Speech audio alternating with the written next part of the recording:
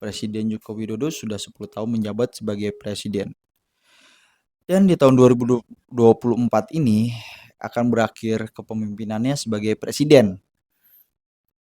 Tapi majalah Tempo menulis ada 18 besar dosa Presiden Jokowi. Dan di sedikit cerita kali ini gue Iqbal. Nih gue ceritain.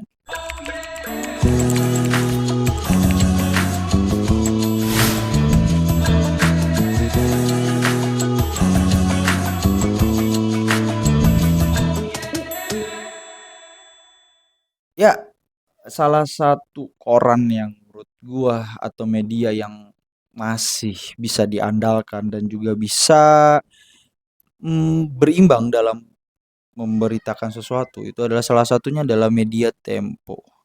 Dan di tulisan Tempo yang ditulis eh, oleh Ijar Karim gitu di harian Tempo tertulis 18 dosa besar Joko Widodo, Presiden Joko Widodo gitu dalam masa pemerintahannya gitu, alih-alih mewujudkan 9 janji pemerintahannya yang tertuang dalam nawacita, Presiden Joko Widodo malah pelan-pelan menghancurkan demokrasi. Kami mencatat setidaknya ada 18 dosa Jokowi yang dibuat selama 10 tahun ia berkuasa katanya. Jadi di sedikit cerita kali ini gue pengen bahas tuh satu persatu poinnya. Tergantung dari perspektif gue sebagai orang awam.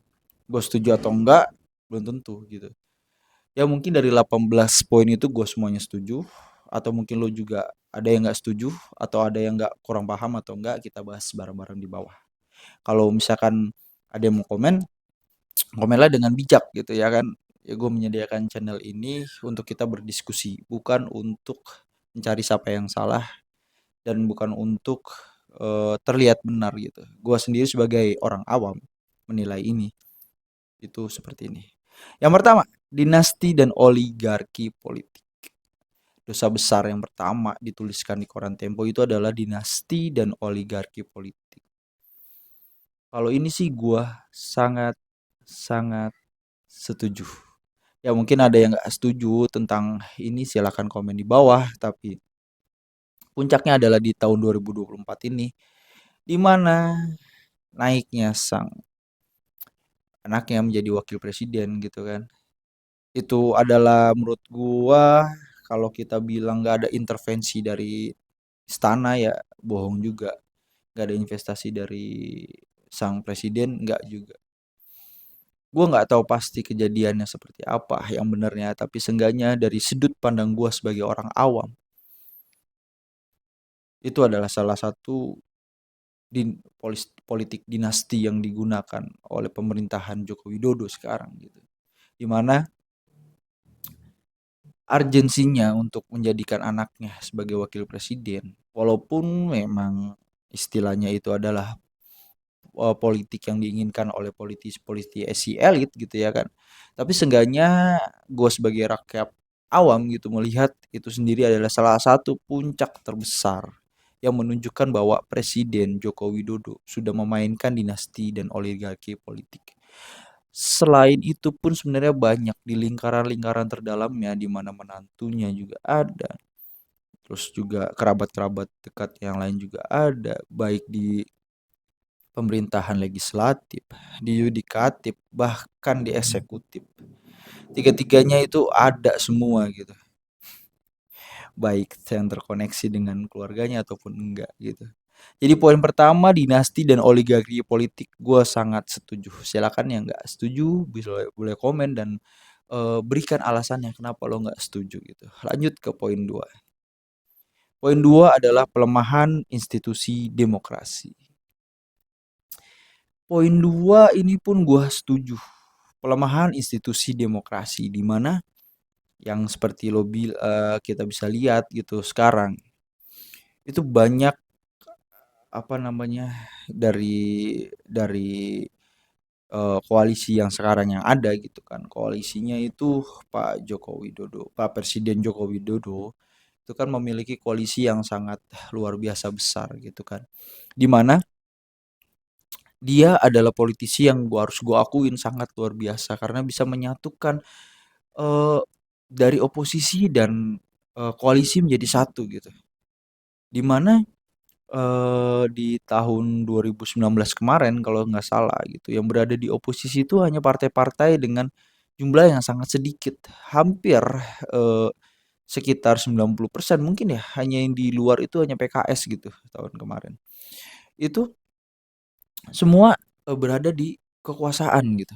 Jadi pada saat semua ada beberapa kekuasaan dengan isu-isu, kalian tahu lah ya, ada isu-isu sandera politik, di mana kalau misalkan ada menentang kekuasaan itu akan ada efek jera gitu kan, atau ada efek yang beberapa kali kita terlihat di publik, kayak penurunan penurunan ketua umum salah satu partai ya kan, yang berwarna kuning yang tiba-tiba berubah pemimpinnya gitu, ketua umumnya gitu kan, yang kita nggak tahu apa gitu di dalamnya ada apa. Itulah salah satu mungkin bentuk dari pelemahan institusi demokrasi. Ada juga yang DPR eh, yang kemarin gitu kan, dia ingin melakukan revisi undang-undang RUU, di mana sebelumnya MK sudah memutuskan gitu, tiba-tiba DPR melakukan sidang paripurna gitu kan, dengan mendadak itu gitu. Itu luar biasa sih menurut gua. Jadi untuk poin 2 pun pelemahan institusi demokrasi, gue pun setuju. Sekali lagi kalau lo nggak setuju silakan tulis di kolom komentar. Kita lanjut ke poin 3. TNI di ranah sipil. Kalau TNI di ranah sipil, gue ngelihatnya memang bukan dari zaman Pak Presiden Jokowi saja ya, tapi zaman sebelumnya pun mungkin sama. Tapi mungkin eh, intensitasnya itu semakin banyak ya. Kalau untuk TNI di ranah sipil, gue nggak bisa bilang setuju atau enggak gitu. Tapi yang sepengetahuan gue memang banyak apa TNI-TNI yang sekarang yang juga punya posisi di beberapa ranah sipil gitu, di beberapa organisasi-organisasi sipil. Itu kalian bisa search aja, banyak organisasi-organisasi yang baik politik ataupun di pemerintahan gitu, ada purnawirawan atau TNI yang masih aktif gitu menjabat menjadi anggota publik. Cuman gua kurang setuju kalau ini jadi dosa Presiden Jokowi gitu, karena menurut gua bukan hanya Presiden Joko Widodo saja, sebelum-sebelumnya pun, untuk presiden sebelumnya pun mungkin ranah TNI ya ya ya walaupun sudah dibatasi ya, sejak reformasi sudah dibatasi, tapi seenggaknya masih memerlukan itulah, untuk apa namanya, TNI itu untuk di kerjasama lah, bekerja sama di ini. Jadi untuk poin 3 ini gua kurang sedikit setuju, karena bukan hanya menjadi dosa besar Presiden Joko Widodo menurut gua. Kalau misalkan lo ada yang gak setuju sama gua, silakan komen di bawah. Kita lanjut ke poin 4. Poin 4, konflik Papua tak kunjung padam. Di poin 4 ini, selama 10 tahun tak kunjung padam.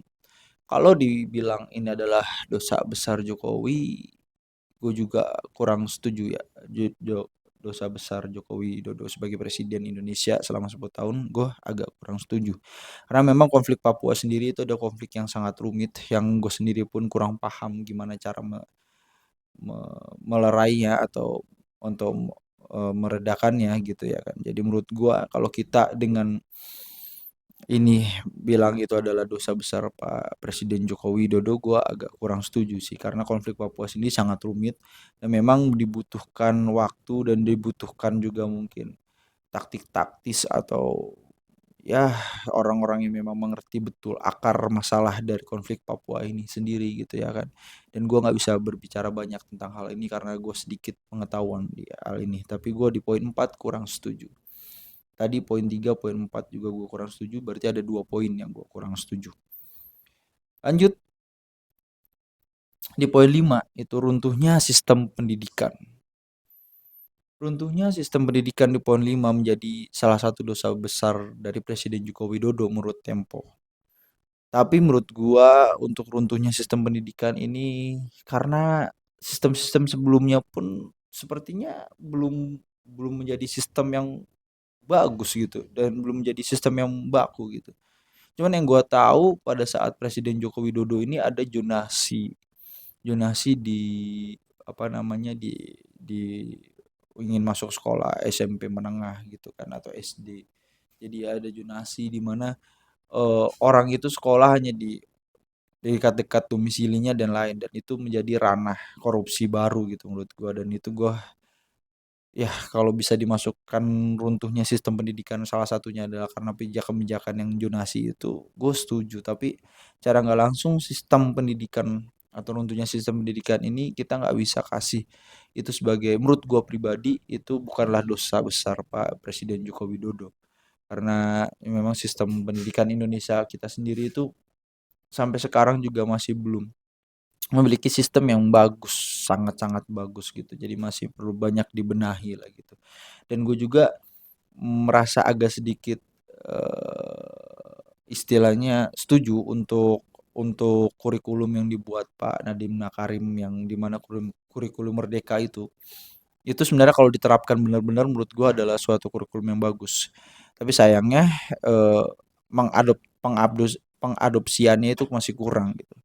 Ya, lanjut ke poin selanjutnya gitu. Watak patron klien dari kepolisian.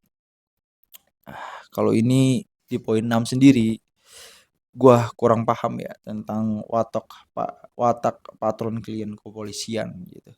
Jadi dari poin 6 ini juga gua nggak bisa banyak apa namanya gua nggak bisa banyak ngasih masukan atau insight yang gua karena gue juga nggak paham watak watak patron klien polisian ini apa gitu.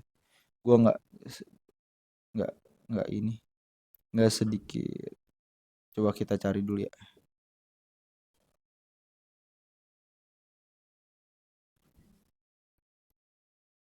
Oh, jadi maksudnya itu adalah watak patron klien itu jadi ada polisi-polisi yang dia ini polisi tapi sebenarnya adalah orang jahat gitu di polisian gitu. Kalau kalau ini sih mungkin gue setuju ya karena memang pada masa Joko Widodo sendiri banyak anggota-anggota kepolisian sendiri yang terungkap gitu jati dirinya gitu kan. Ternyata ya sebut saja Ferdy Sambo, terus ada lagi yang lain-lain lah gitu, banyak yang kena tersandung kasus gitu. Jadi di dalam kepolisian sendiri ada mafia gitu di dalamnya gitu kan. Ya mungkin ini masuk juga dosa Presiden Joko Widodo mungkin ya. Karena dia selama 10 tahun menjabat ternyata nggak bisa membenahi itu. Nomor 6 gua di tengah-tengah antara setuju atau enggak karena gua kurang begitu paham sendiri tentang watak patron klien. Tapi kalau lo misalkan paham, tulis aja di kolom komentar, oke? Selanjutnya nomor 7 politisasi kejaksaan. Hmm, ini ini seru nih. Karena ada beberapa juga yang kalau bisa kita bilang gitu kan di masa pemerintahan Joko Widodo politisasi kejaksaan ini sangat luar biasa gitu.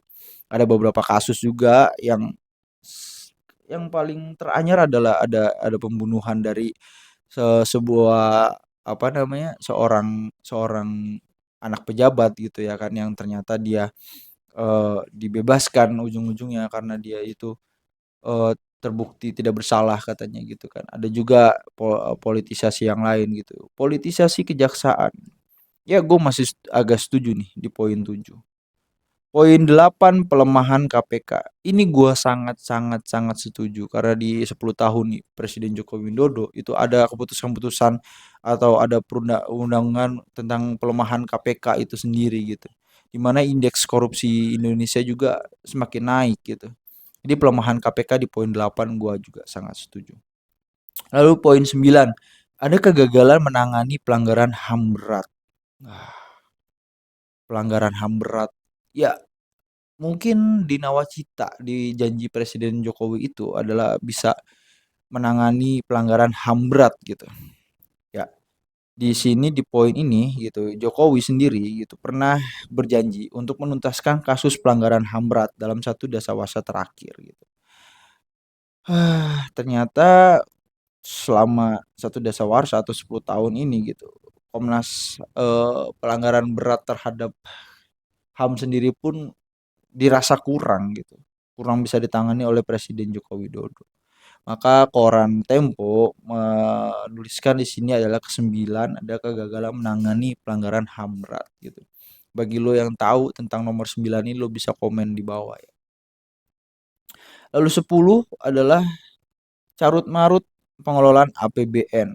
Wow, ini gue juga setuju sih karena pada masa Presiden Joko Widodo ini walaupun banyak pembangunan menurut gua utangnya juga semakin meningkat apalagi dengan dipaksakannya berdirinya pembangunan IKN gitu kan dimana yang katanya itu mencedot APBN yang sangat luar biasa besar gitu kan.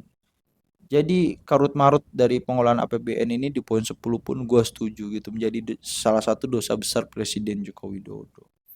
Lalu 11 ada runtuhnya independensi dari Bank Indonesia. Wow.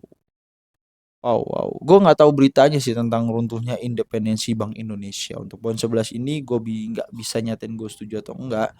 Tapi untuk independensi Bank Indonesia ini kita harus cari dulu apa istilahnya beritanya atau hal-hal yang terkait tentang ini gitu kan. Apakah benar dengan masa pemerintahan Presiden Joko Widodo ini meruntuhkan independensi dari Bank Indonesia gitu kan. Di poin 11 ini gue nggak bisa berkata banyak juga. Lalu poin 12 adalah ketergantungan pada utang Cina. Wow, kalau poin 12 ini pun gue sangat sangat sangat sangat setuju. Karena pada saat pemerintahan Joko Widodo, Presiden Joko Widodo ini selama 10 tahun, itu menurut gua utang Cina kita sangat-sangat tergantung terhadap utang Cina gitu. Banyak perusahaan-perusahaan Cina juga yang bertebaran di sini gitu ya kan dan juga kalau kita udah berbicara tentang media sosial, siapa yang nggak tahu TikTok dan TikTok itu sendiri adalah salah satu media sosial buatan Cina di mana yang kita tahu banyak barang-barang murah gitu kan. Sempat juga di tahun ini ada kasus TikTok Shop itu kan, yang ujung-ujungnya katanya dilarang, tapi tiba-tiba bisa dengan menggandeng Tokped gitu, di mana Tokped bergabung dengan TikTok yang nggak lain dan nggak bukan menurut gua itu adalah salah satu bukti nyata bahwa Indonesia masih tergantungan dengan Cina gitu. Jadi kita nggak bisa dengan seenaknya istilahnya memutuskan hubungan dengan Cina gitu. Jadi poin 12 ini gua setuju. Lalu selanjutnya masih ada 6 poin lagi. Itu poin 13, pemaksaan ibu kota Nusantara. Iya, benar sekali. Ambisi Pak Presiden Joko Widodo untuk di periode kedua ini mendirikan IKN itu menurut gua adalah ambisi yang benar-benar menjadi dosa besar Pak Presiden Joko Widodo kalau itu gagal. Kalau itu berhasil mungkin salah satu sejarah mungkin dapat mengangkat Pak Presiden Joko Widodo adalah salah satu pelopor IKN yang sangat luar biasa. Tapi apakah itu bisa benar-benar dilaksanakan gitu kan? Jadi memang di situ sendiri menurut gua pemaksaan pembangunan IKN itu yang di yang dikejar sampai di 2024 ini gitu kan kemarin kemerdekaan upacara kemerdekaan dilaksanakan di sana juga gitu menurut gua adalah salah satu hal yang menjadi dosa besar Pak Presiden Joko Widodo kalau itu gagal ya mudah-mudahan saja itu nggak gagal dan bisa berhasil gitu kan ibu kota negara pindah ke sana dengan luar biasanya dan pembangunannya bisa berjalan dengan lancar gitu dan juga tidak ada efek-efek domino lain yang terjadi gitu kan dan juga di pemerintahan Pak Prabowo sendiri kalau misalkan memang IKN itu memang harus dilanjutkan dan juga bisa dilanjutkan ya kita berdoa aja tapi gue poin 13 ini pemaksaan ibu kota negara menurut gue itu adalah jadi hal yang gue setujui gitu. 14 gimmick diplomasi luar negeri. Wow, gimmick diplomasi luar negeri. Wow. Gue nggak tahu beritanya kalau yang ini ya. Cuman koran Tempo menuliskan di poin nomor 14 ini katanya gimmick diplomasi luar negeri Presiden Joko Widodo itu ada termasuk menjadi poin dosa besar dari Pak Presiden Joko Widodo. Lo bisa komen di bawah tentang poin ini dan kasih tahu gua apa itu gimmick diplomasi luar negeri yang dilakukan oleh Presiden Joko Widodo. Yang gua tahu di konflik Israel Palestina pun Indonesia tidak banyak memberikan kontribusi walaupun memang banyak dari independen warga Indonesia sendiri yang memberikan bantuan ke sana tapi dari pemerintahan Indonesia sendiri stand-nya masih belum jelas Padahal di Undang-Undang Dasar 1945 sudah jelas stand-nya adalah untuk menghapuskan penjajahan di atas dunia. Mungkin beberapa juga sudah ada tindakan dari pemerintah mungkin, tapi karena tindakannya masih belum jelas itu, makanya di koran Tempo dituliskan itu adalah gimmick diplomasi luar negeri. Ya, di 14 ini pun gua nggak bisa berbicara banyak. Lanjut ke 15, kerusakan lingkungan. Ya, ini kerusakan lingkungan gue setuju sih di poin ini karena selama 10 tahun Pak Presiden Jokowi menjabat gitu kan, ada deforestisasi lumbung pangan dan juga tambang gitu. Jadi banyak hutan-hutan yang ditebang untuk melakukan tambang. Juga juga banyak hutan-hutan yang ditebang untuk menjadi kelapa sawit gitu ya kan, menjadi perkebunan kelapa sawit di mana itu adalah salah satu perusakan lingkungan. Di poin 15 ini gue sangat setuju. Lanjut ke poin 16, itu adalah konflik agraria. Ya, konflik agraria sendiri ini terjadi di pemerintahan 10 tahun Presiden Joko Widodo. Yang gue sorotin adalah di sini banyak konflik-konflik agraria yang berhubungan tentang ini, tentang proyek-proyek strategis nasional gitu. Jadi banyak proyek-proyek strategis nasional ini yang mengklaim bahwa tanah itu adalah tanah negara, padahal warga sekitar atau warga sekitar situ atau warga adat situ gitu mengklaim bahwa itu tanah adalah tanah adat yang diwariskan turun temurun dari orang tuanya gitu ya kan. Banyak sengketa-sengketa itu terjadi dan penyelesaiannya juga banyak yang menurut berita-berita yang gue baca itu kurang adil gitu dalam penyelesaiannya sendiri. Entah Presiden Joko Widodo itu tahu atau Presiden Joko Widodo nggak tahu, nggak mau tahu gitu ya kan tentang masalah itu. Yang pasti jelas di konflik agraria di poin 16 yang dituliskan Tempo ini gue sangat setuju tentang hal tersebut. Lalu 17, kriminalisasi atas nama proyek strategis nasional. Wow, wow, wow, wow. Poin 17. Gue harus riset lebih dalam tentang poin 17 ini karena gue juga belum terlalu mengetahui. Jadi untuk isu kriminalisasi atas nama proyek strategis nasional ini gitu. Mungkin di sini mungkin maksudnya adalah banyak orang-orang yang dikriminalisasi untuk melancarkan proyek-proyek strategis nasional tersebut ya. Gitu. Mungkin kalau lo tahu, boleh lagi silakan tulis di kolom komentar tentang poin ini.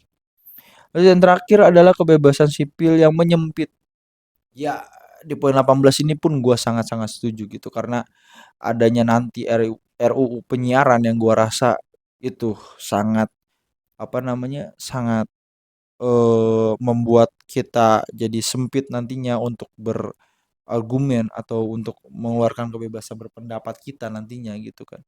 Juga ada RUU penyiaran salah satunya, terus ada juga undang-undang lain yang lagi digodok yang dimana polisi memiliki akses untuk memutuskan internet gitu kan dan lain-lain isu-isu yang lain.